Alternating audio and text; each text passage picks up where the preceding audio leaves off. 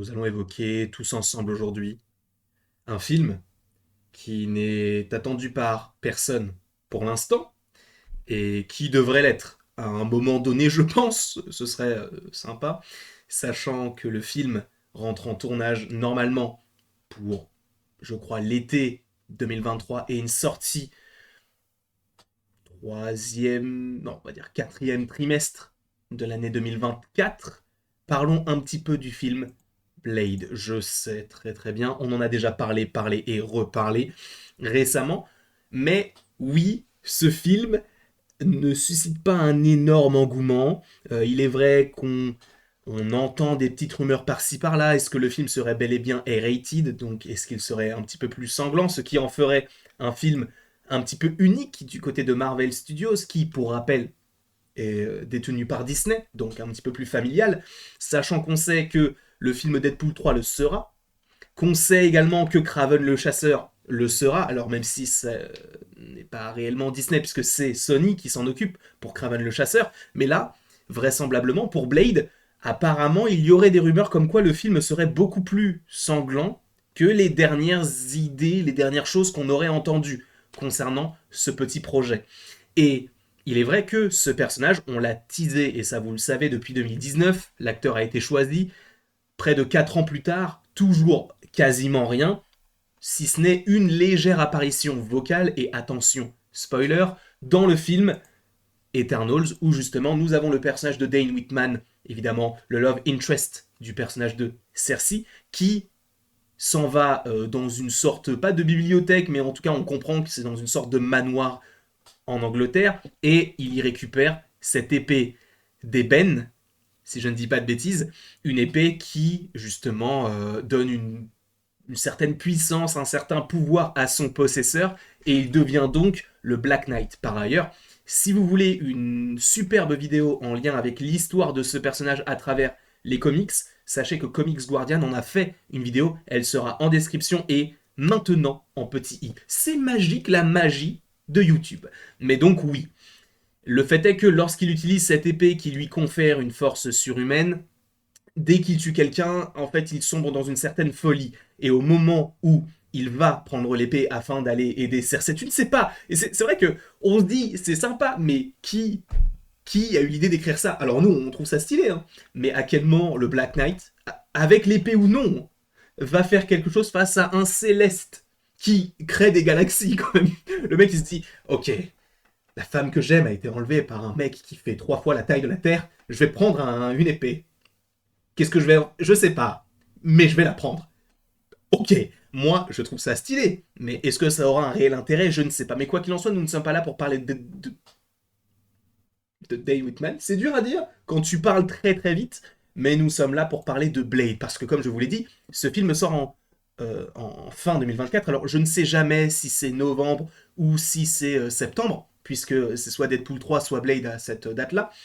Le fait est que eh bien, étant donné qu'on ne l'a toujours pas vu, je me suis posé la question de savoir quand est-ce qu'on le verra en réalité. Parce que là, pour l'instant, on a uniquement un caméo vocal, mais est-ce qu'on le verra avant son film solo? Dans quel programme pourrait-on le voir après ce film solo? J'ai pas mal de petites théories à vous proposer et j'ai notamment 6 programmes dans lesquels il pourrait apparaître avant ou après le film Blade. Voilà, je tenais évidemment à préciser que ce n'est qu'une vidéo théorie. Je ne dis pas que les personnages, enfin en tout cas que le personnage arrivera dans tel ou tel programme. Pas du tout, je dis uniquement que cela peut être une possibilité. Et on commence avec Man Thing, puisque là où en plus il y a la possibilité, c'est que ce programme n'est premièrement pas du tout annoncé. Il n'y a que des rumeurs autour d'un Halloween special autour de ce personnage-là, sachant qu'on aurait pu s'attendre à voir dans Werewolf by Night le personnage de Blade, puisque c'est un chasseur de monstres lui aussi. En tout cas, il n'est pas réellement chasseur de vampires dans le MCU, il serait plus chasseur de monstres uniquement, ce qui est déjà pas mal déjà.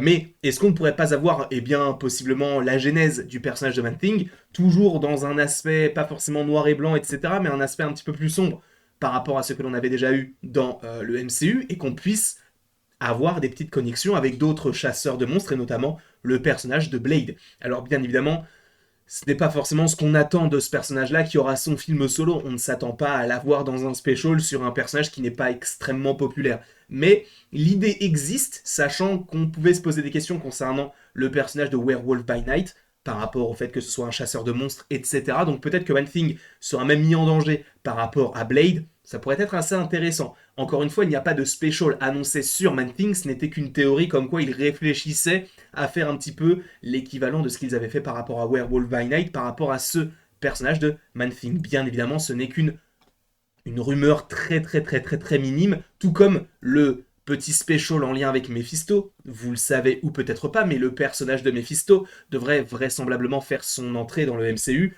Alors, on suppose qu'il pourrait y avoir un special cette année, même si je n'y crois pas particulièrement, mais apparemment, il y aura un programme sur Mephisto, il y aurait un programme sur Mephisto, on sait qu'il devrait apparaître au moins dans la série Ironheart, c'est très étrange, mais pourquoi pas. Il devrait être joué par Sacha Baron Cohen, c'est d'autant plus étrange, et ça me fait un petit peu peur, mais encore une fois, il peut proposer autre chose que de la comédie, et sachant qu'il est en lien avec l'aspect un petit peu plus mystique de l'univers de Marvel, un petit peu plus magique, un petit peu plus sombre, je me dis que lui peut justement peut-être te faire introduire de nouveaux personnages un petit peu plus sombres par rapport à l'univers, et possiblement un personnage comme Blade, sachant qu'il chasse tout type de monstres, ou tout type d'esprit, etc.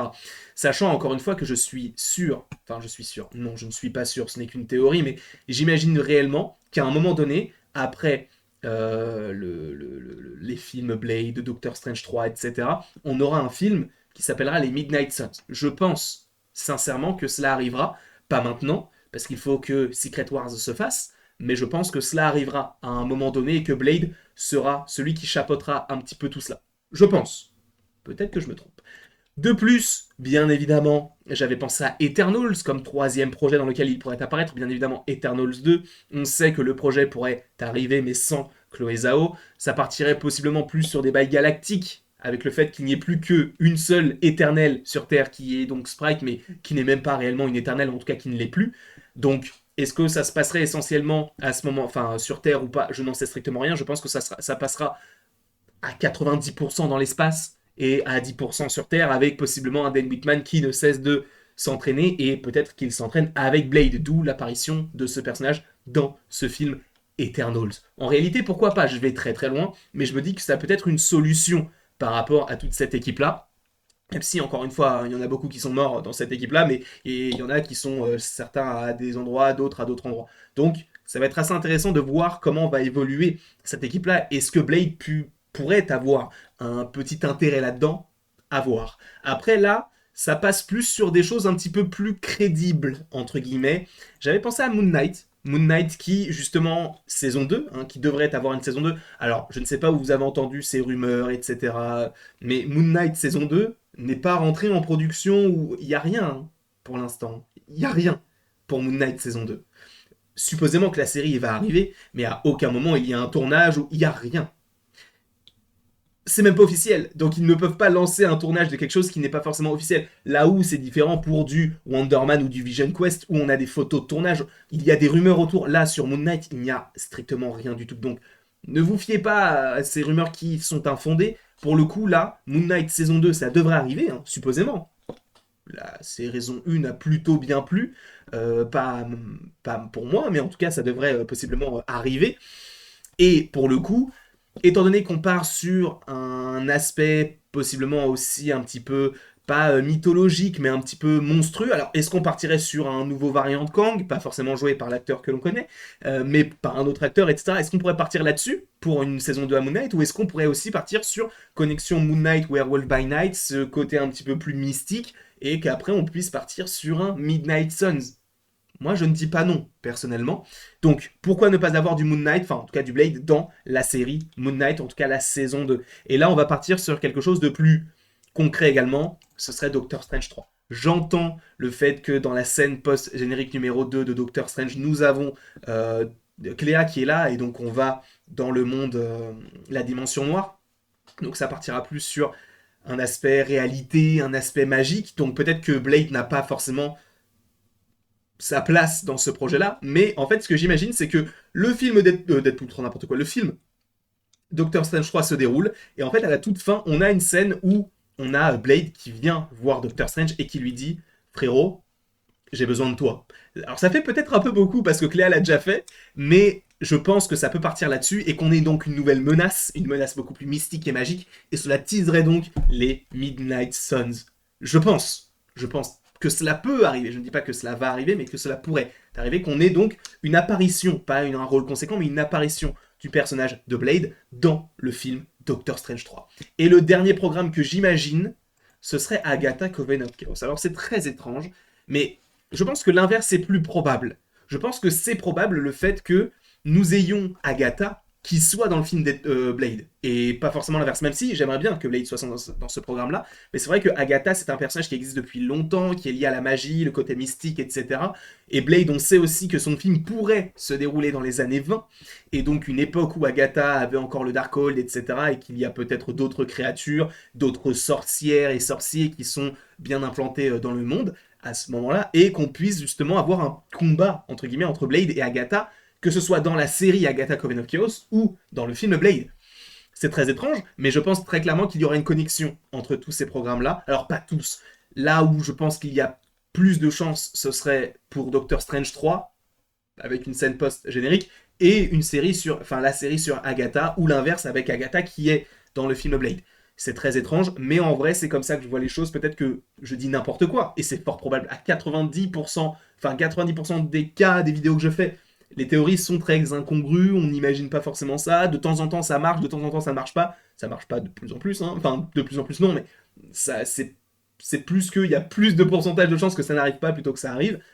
Après ce n'est pas grave, on est là aussi pour rêver, pour passer un petit moment ensemble, pour parler de Marvel, de parler de DC, de parler de Pixar, et c'est ce qui me plaît. Voilà quoi, frérot. En tout cas, j'espère que tu as apprécié cette petite vidéo. N'hésite surtout pas à l'aimer, à la partager, à la commenter, à t'abonner, si ce n'est pas déjà le cas. Et après tout ceci, il ne me reste plus qu'à vous dire, ou à te dire, à la prochaine, pour la prochaine.